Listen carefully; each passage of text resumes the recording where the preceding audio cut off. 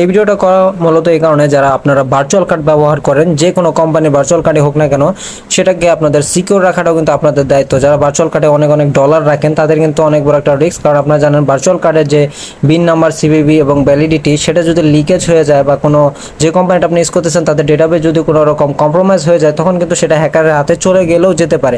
তখন আপনার অ্যাকাউন্টে সকল যে ডলারটা থাকে সেটা কিন্তু তারা নিয়ে নিতে পারে। তো আমি দেখে এরকম কিছু টেলিগ্রাম চ্যানেল আছে যারা কিন্তু এই কোর্সগুলো করায়, এগুলো শিখায়। দেখুন এখানে অলরেডি অনেক বিন নাম্বার, তারপরে সিবিবি, তারপরে ভ্যালিডিটি ডেটগুলো তারা কিন্তু এখানে নিয়ে রাখছে। এগুলো দিয়ে অনেক সেকেন্ডের মধ্যে হাজার হাজার কার্ড এটা ট্রাই করে যেটা ভ্যালিড হয় সেখান থেকে তারা কিন্তু ডলারগুলো চুরি করে নিয়ে নেন। তো এই ক্ষেত্রে আপনারা সেফ থাকবেন কিভাবে? এখানে দেখুন আমার অ্যাকাউন্ট থেকে গতকাল 5 সেপ্টেম্বর কেউ একজন আমার অ্যাকাউন্ট থেকে লাগাতার ট্রাই করে গেছে গুগলে পেমেন্ট করার জন্য। দেখতে পাচ্ছেন প্রত্যেকটা পেমেন্ট ডিক্লেয়ার করা হয়েছে। কী কারণে ডিক্লেয়ার করা হয়েছে আমি বলি। মূলত আমার অ্যাকাউন্টটা ফ্রিজ করা ছিল, যার কারণে তারা পেমেন্টটা নিতে পারে নাই। এখানে মূলত তারা ট্রাই করছে, লাগাতার ট্রাই করছে। দেখুন কতগুলো ট্রাই করার কারণে আমার অ্যাকাউন্টটা অলরেডি ব্লক হয়ে গেছিলো। আমি আপনাদেরকে দেখাচ্ছি ইমেলটা। এই যে দেখতে পাচ্ছেন আমার কাছে একটা ইমেল আসছে, কার্ড লগ, অর্থাৎ আমার কার্ডে 3 বার ভুল সিবিবি নাম্বার দিয়ে ট্রাই করা হয়েছে। এখন সিবিবি নাম্বারটা তো তখনই ম্যাচ হবে যখন আমার অ্যাকাউন্টের নাম্বার পাবে, অর্থাৎ আমার কার্ডে অ্যাকাউন্ট নাম্বার লিক হয়ে গেছে। তারা ভুল সিবিবি দিয়ে ট্রাই করার কারণে 3 বারের বেশি ট্রাই করার কারণে আমার অ্যাকাউন্টটা 24 ঘন্টার জন্য লক হয়ে গেছে। তো এটার যে আসলেই হয়েছে তার প্রমাণ আপনাদেরকে যে অ্যাকাউন্ট থেকে এখানে দেখাইলাম, এটা মূলত তারা কোথা থেকে ট্রাই করেছে। তবে আমার ভাগ্য ভালো ছিল যে আমি কার্ডটাকে লক করে রাখছিলাম, তারপরও তারা ট্রাই করে গেছে।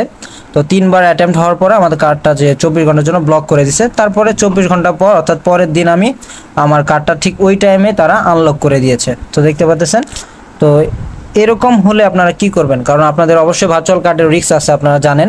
কারণ অনেক গুগল পেমেন্টের ক্ষেত্রে কিন্তু অ্যাকাউন্টের অথেন্টিক লাগে না, আপনার সিভিভি, ভ্যালিডিটি ডেট এবং কার্ড নাম্বার দেওয়ার পরে অটোমেটিক অ্যাকাউন্ট থেকে ডলার কেটে নিয়ে যায়।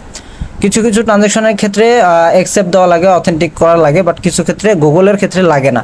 তো দেখুন গুগল অ্যাকাউন্টের মাধ্যমে ট্রাই করছে, কোন টাইমে ট্রাই করছে, কী কারণে ব্লক হয়েছে। এখানে দেখুন ডিক্লেয়ার্ড রিজন, আপনারা যে এখানে খেয়াল করেন দেখেন, card is frozen due to suspend fraud সিবিবি। হ্যাঁ, তারা যে ট্রাই করছে সিবিবি নাম্বার ভুল হয়েছে, আর দ্বিতীয়ত আমার কার্ডটা ফ্রিজ করা ছিল, তো এর কারণে তারা নিতে পারে নাই।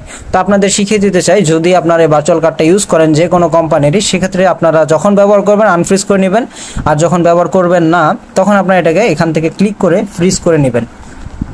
তবে এই ক্ষেত্রে দেখবেন যে কিছু কোম্পানির, যে কোম্পানির আপনার ভার্চুয়াল কার্ড নিচ্ছেন, অবশ্যই দেখবেন যে তাদের ভার্চুয়াল কার্ড এরকম ফ্রিজ করার অপশন আছে কিনা, দেখে সেই সিকিউরিটিটা শিওর হয়ে তারপর আপনারা সেই কোম্পানির ভার্চুয়াল কার্ড চাইলে নিতে পারেন। না হলে কিন্তু আপনার যে ডলারগুলো আছে, কার্ডের ডলার, সেগুলো কিন্তু তারা যে কোনোভাবে লিক হওয়ার কারণে তারা নিয়ে নিতে পারে। তো এই ছিল, আশা করি আপনাদের ভিডিওটা কাজে আসবে। যদি কাজে আসে অবশ্যই চ্যানেলটিকে সাবস্ক্রাইব করে রাখুন। এরকম আরও ইউজফুল ভিডিও দেখার জন্য, সচেতনমূলক, আমার চ্যানেলটিকেও সাবস্ক্রাইব করে রাখুন, ভিডিওটা লাইক করবেন। ধন্যবাদ।